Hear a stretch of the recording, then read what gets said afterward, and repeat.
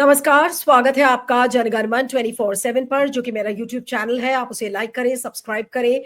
और राष्ट्रीय स्वयंसेवक संघ प्रमुख मोहन भागवत ने कहा कि अंग्रेजों से भारत की आजादी की उपलब्धि के लिए कोई भी एक इकाई विशेष श्रेय का दावा नहीं कर सकती। उन्होंने रेखांकित किया कि ये असंख्य व्यक्तियों और समूहों के कार्यों का परिणाम है। भारत में आजादी की लड़ाई में आरएसएस की भूमिका पर सवाल उठते रहे हैं और ऐसे में संघ प्रमुख भागवत का ये बयान इस बहस को तेज करता है। अब भागवत ने नागपुर में एक पुस्तक विमोचन के अवसर पर शुक्रवार रात को इस बात पर जोर दिया था कि स्वतंत्रता आंदोलन 1857 के विद्रोह से शुरू हुआ, जिसने एक संघर्ष को जन्म दिया और जिसके कारण भारत को आजादी मिली। उन्होंने कहा कि देश को अपनी आजादी कैसे मिली, इस बारे में चर्चा में अक्सर एक महत्वपूर्ण सच्चाई को नजरअंदाज किया जाता है। यह किसी एक व्यक्ति के कारण नहीं हुआ। 1857 के बाद पूरे देश में स्वतंत्रता संग्राम की लपटें भड़क उठी थी। भागवत ने स्वतंत्रता में अनगिनत व्यक्तियों और समूहों के योगदान का हवाला दिया तथा किसी का नाम लिए बिना इस धारणा को खारिज कर दिया कि कोई एक इकाई इस उपलब्धि का विशेष श्रेय ले सकती है। बीजेपी और आरएसएस स्वतंत्रता आंदोलन में आरएसएस की भूमिका की आलोचना का मुकाबला करने के लिए ऐसे बयान जब तब देते ही रहते हैं और इससे हर बार बहस छिड़ जाती है। कई बार नेता विपक्ष और कांग्रेस के कई नेताओं ने इस बहस को इतनी धार दी है कि संघ के नेता उन तर्कों को काट नहीं सके। संघ प्रमुख के ताजा बयान ने फिर से इस बहस को छेड़ दिया है। तो सवाल ये उठता है कि मोहन भागवत ने इस बहस को फिर से क्यों छेड़ा? अचानक से इस बात की उनको क्यों याद आई कि उनको फिर से स्वतंत्रता संग्राम में का जो योगदान है या उसमें योगदान है, उसके बारे में लोगों को याद दिलाना पड़ रहा है कि देखिए एक इकाई इसका क्रेडिट नहीं ले सकती। इस पर हम बातचीत करेंगे। हमारे साथ दिल्ली यूनिवर्सिटी के प्रोफेसर शशि शेखर सिंह इस समय हमारे साथ जुड़ रहे हैं। प्रोफेसर सिंह, आप thank you so much for joining. और सर, पहला सवाल ये है कि समय समय पर इस तरीके की बातें आरएसएस करता है, लेकिन ये जो टाइमिंग है, अभी कल पुस्तक विमोचन के दौरान अगर मोहन भागवत ने इस बात को कहा है तो ये बिल्कुल निराधार तो नहीं हो सकती है। इसके पीछे का मकसद क्या आपको लगता है? नमस्कार।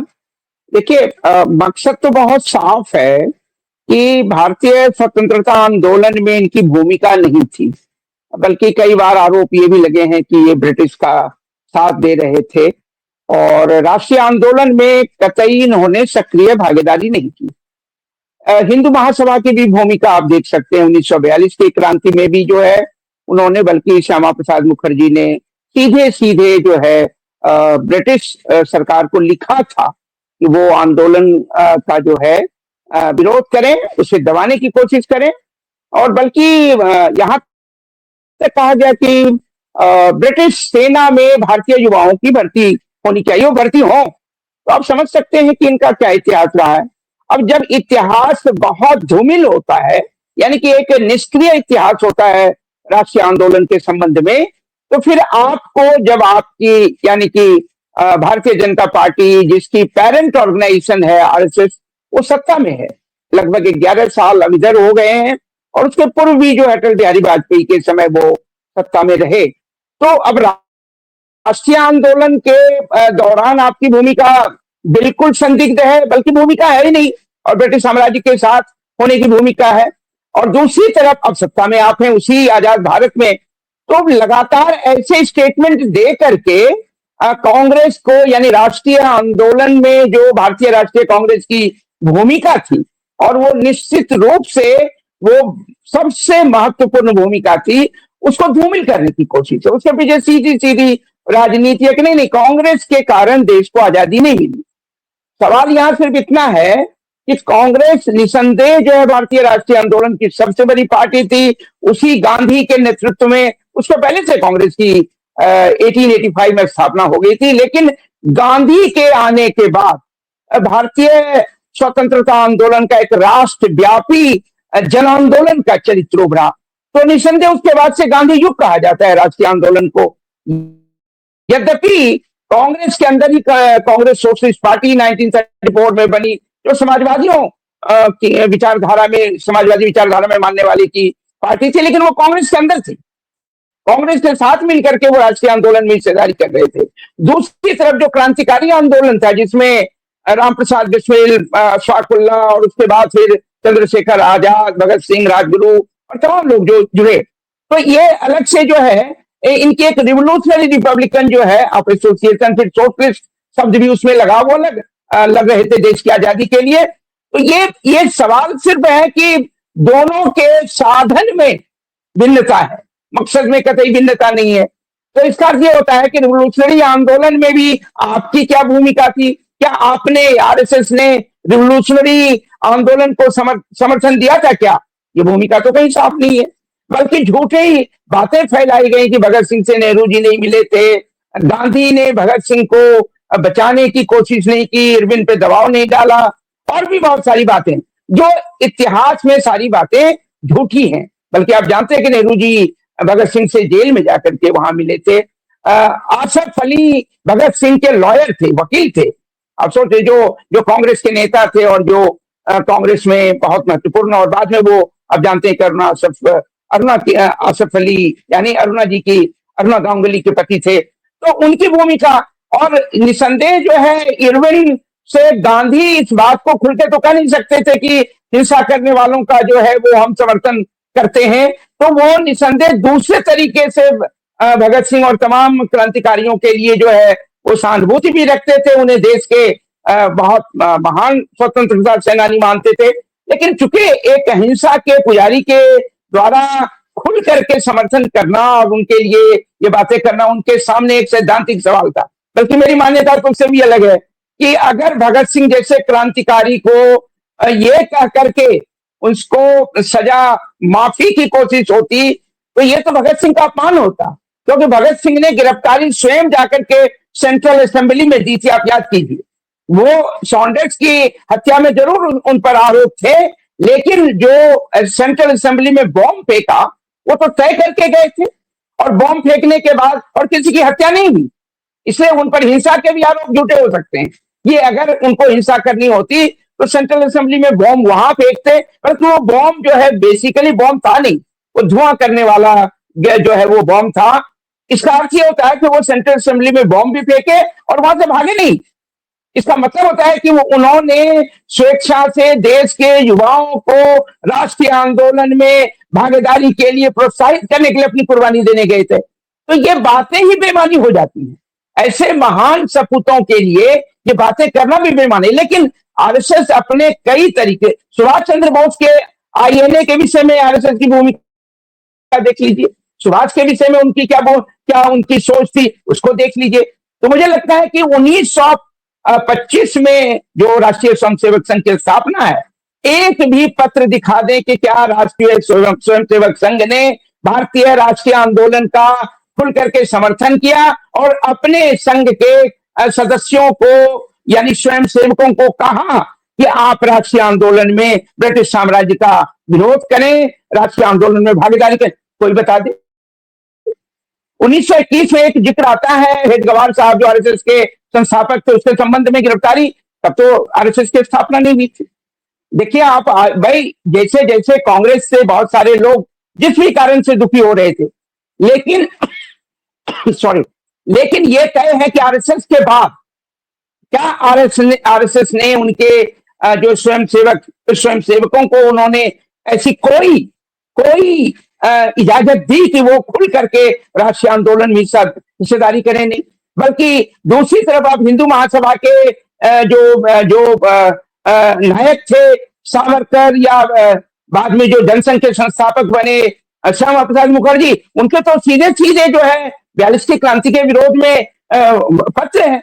फजलुल हक की सरकार के साथ श्यामा प्रसाद मुखर्जी जो है वो डिप्टी चीफ मिनिस्टर थे बंगाल में, आप जानते हैं, और उस समय उन्होंने जो है पत्र भी लिखा।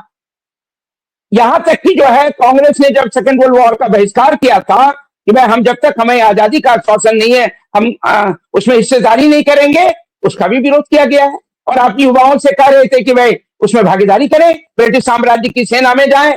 तो आप तमाम चीजों को देखिए। फिर राष्ट्रीय झंडा को लेकर के भाई आप तो खुलेआम कहते थे कि तिरंगा जो है वो 3 रंग हैं, 3 जो है अशुभ माना जाता है हिंदू धर्म में, इससे ये झंडे का सम्मान नहीं होना, भगवा कलर की बात करते थे।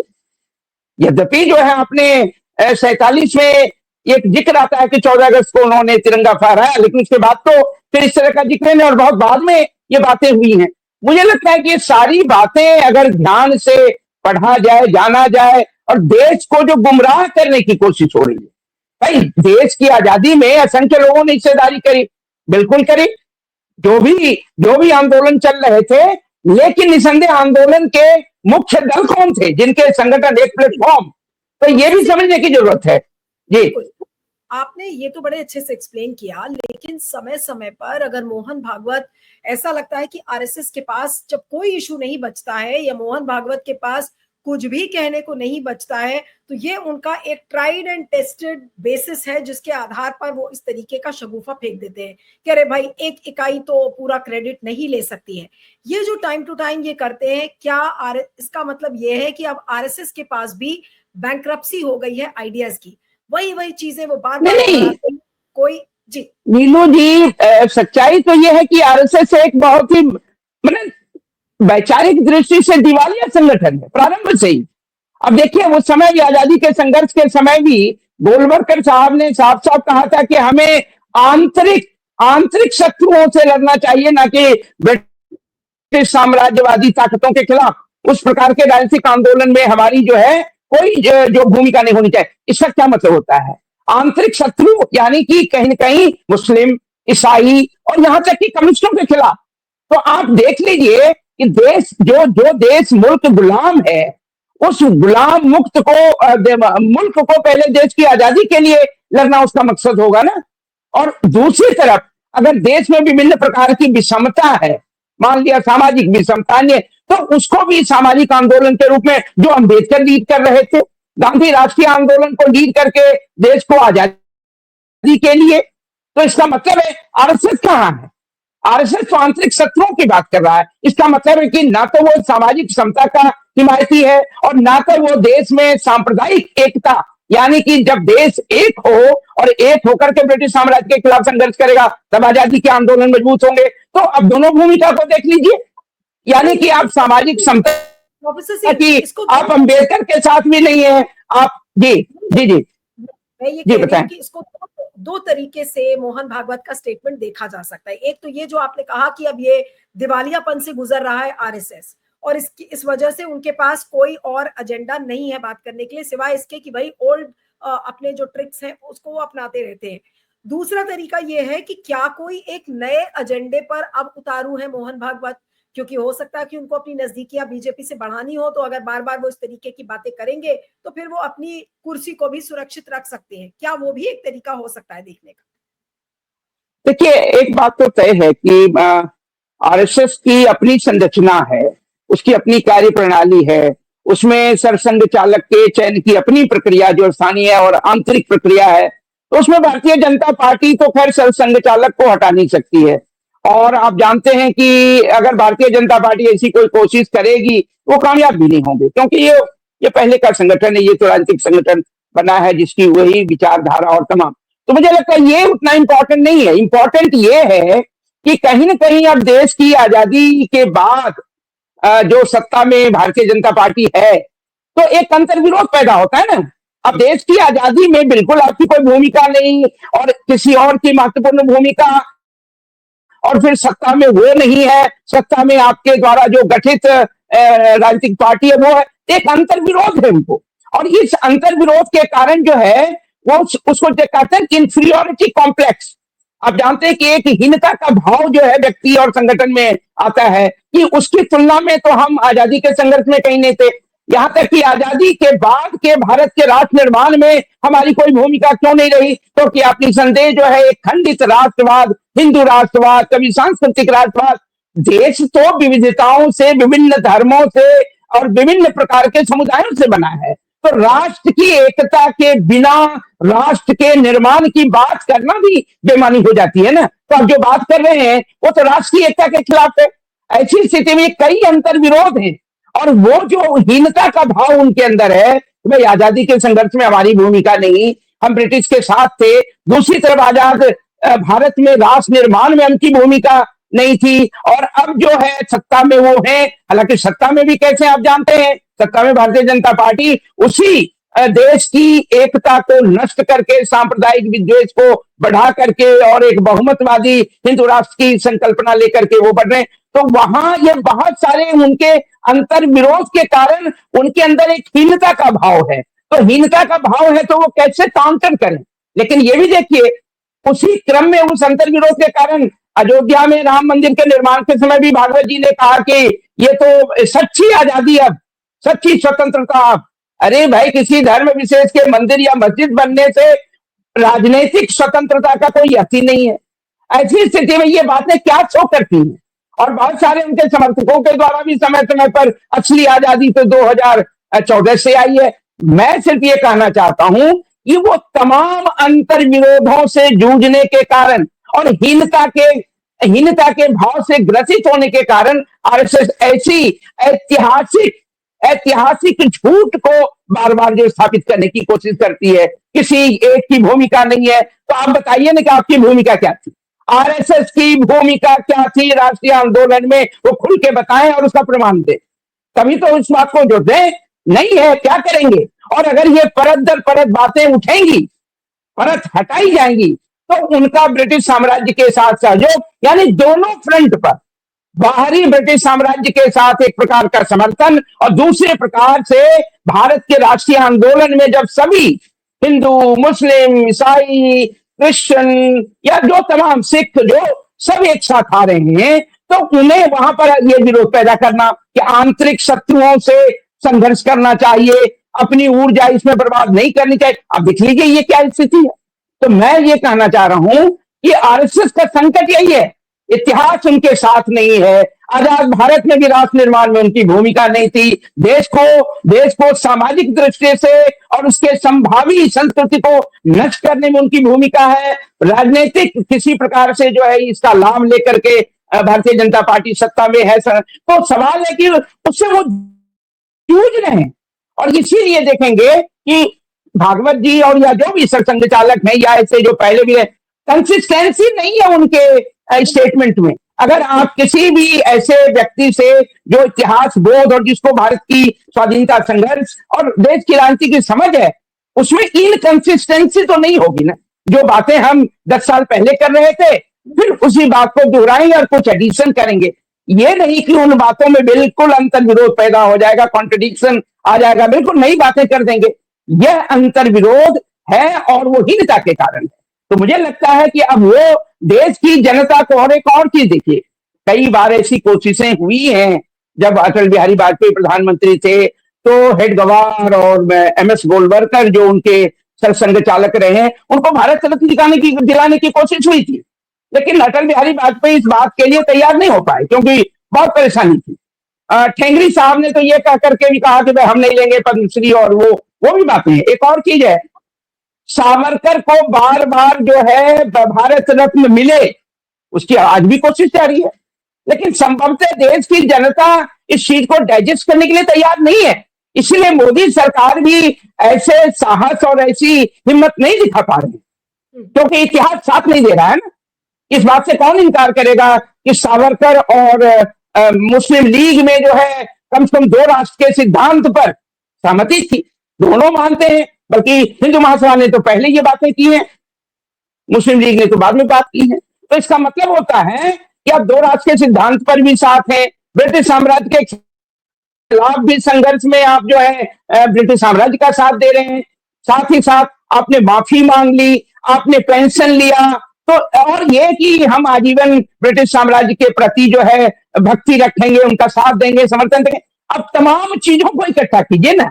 और मेरी बड़ी बहुत स्पष्ट मान्यता है, किसी एक धर्म विशेष का जो भी, चाहे वो सांस्कृतिक संगठन के नाम पे हो या पॉलिटिकल ऑर्गेनाइजेशन, वो देश के हित में नहीं, वो देश स्वतंत्र भारत और लोकतांत्रिक भारत के हित में नहीं है। क्योंकि भारत की ताकत तो विविधता में एकता है। जो इससे हट करके बात करेगा वो देश के हित में नहीं है, भारत के लोकतंत्र के हित में नहीं है, और संविधान का जो है वो महत्व नहीं। तो इसका मतलब है, और जिस राष्ट्रीय झंडा को आज हमारे प्रधानमंत्री और सब लेके घूम रहे हैं, उसमें 3 रंग ही है, और उस 3 रंग का वो विरोध ये मनहूस रंग है। तीन रंग तो मनुष्य होते हैं।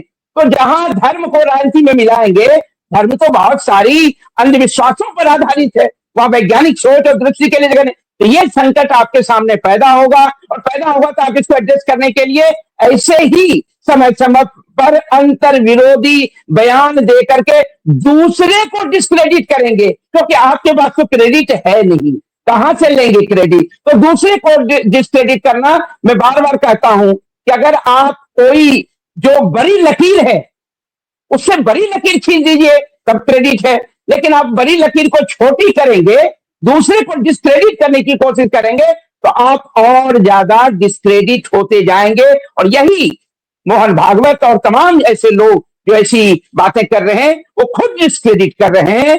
ये बात को समझने की आवश्यकता है। जी चलिए, आपका बहुत बहुत शुक्रिया professor Singh, thank you so much for joining. Thank you.